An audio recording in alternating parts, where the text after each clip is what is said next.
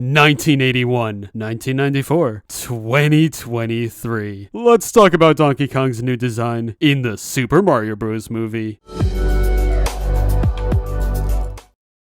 The Super Mario Bros. Movie is already shaping up to be one of, if not the greatest video game adaptation of all time. That's in part because of how faithful it is to the source material, while still not being afraid to try something new. When we're talking about the characters, most of them look like they came straight from the games. Add in some realistic textures, mix that in with the cartoony action, and it works well. Bowser has literally never looked this good before. While almost everyone is similar to their game counterpart, Donkey Kong stands out from the crowd. He's one of the only characters to go through a full redesign for the movie. This is still the Donkey Kong you know and love, but something's off. It's samey, but also a lot of different-y. Put these bad boys up against each other, and you'll notice a few small changes. His chest is less pronounced. His eyes are bigger and more circular than ovals. His tuft of Jimmy Neutron hair mostly sits in front of him now, instead of somewhere to the side. This render where he opens his mouth also shows his teeth, which is actually different than the modern DK. In most appearances, whenever he opens his mouth, we see no teeth. It's only when he gives us that classic gorilla smile that we see his pearly whites. This is obviously a small difference, but those small differences add up to form a new design. This Donkey Kong feels friendlier and more approachable to a wider audience, even if it may take some time getting used to. During the Nintendo Direct with the Mario movie trailer, Shigeru Miyamoto also explains why they did this.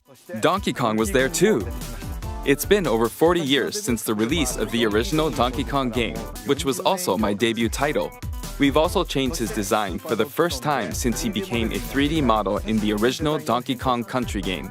Some of you may have noticed, but for this movie, we seized the opportunity to give him a comical personality and design reminiscent of the original character. So Donkey Kong was changed for a more comical personality. Makes sense. But Miyamoto also mentioned this being reminiscent of the original character. Is that true? One of the closest examples of the design I could find comes from Donkey Kong 94. For the first time ever, he started wearing his iconic red tie, and he was given more of a personality. 1994 was also the year Donkey Kong Country released, which was a massive step forward for the character's design. This is where the modern DK was born. When teaming up with Rare, they wanted to give the character a new look. Here's what Miyamoto thought of, while here's Rare's concept art. We already know what ended up winning in the end. Fast forward almost 30 years later, and this original design was tweaked a bit, but still used as heavy inspiration for the Mario movie. It allows Donkey Kong to express himself even more than the games. It's not a bad design at all. Anyway, what do you think about the gorilla's new look? Does this fit the rest of the Mario movie, or should they not have gone through with the redesign? Let's talk in the comments.